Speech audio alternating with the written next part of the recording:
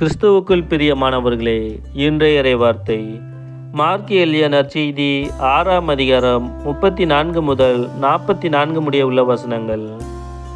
அக்காலத்தில் இயேசு படகிலிருந்து கலிலேய கடற்கரையில் இறங்கிய போது பெருந்திரளான மக்களை கண்டார். அவர்கள் ஆயர் இல்லா ஆடுகளைப் போல் இருந்ததால் அவர்கள் மீது பரிவு கொண்டு அவர்களுக்கு பலவற்றை கற்பித்தார். இதற்குள் நெடுநேரமாகிவிடவே சீடர் அவரிடம் வந்து, இவ்விடம் பாலை நிலம் ஆயிற்றே, ஏற்கனவே நெடுநேரம் ஆகிவிட்டது. சுற்றிலுமுள்ள பட்டிகளுக்கும் ஊர்களுக்கும் சென்று உண்பதற்கும் ஏதாவது அவர்களை வாங்கி கொள்ளுமாறு நீர் மக்களை அனுப்பிவிடும் என்றார்.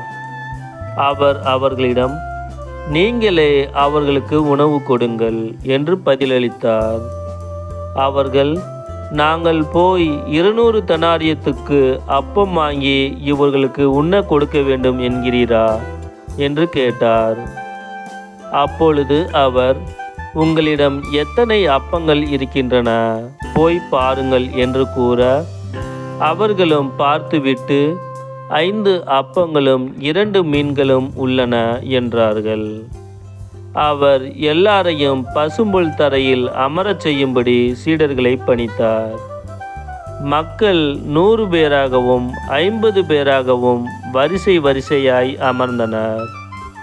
அவர் 5 அப்பங்களையும் 2 மீன்களையும் எடுத்து வானத்தை அண்ணார்ந்து பார்த்து கடவுளை போற்றி அப்பங்களை பிட்டு அவர்களுக்கு பரிமாறுவதற்காக தம் சீடரிடம் கொடுத்தார்.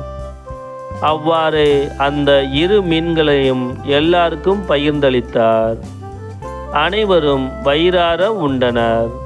பின் எஞ்சிய அப்பத்துண்டுகளையும் மீன் துண்டுகளையும் 12 கூடைகள் நிறைய எடுத்தனர். அப்பம் உண்ட ஆண்களின் தொகை 5000.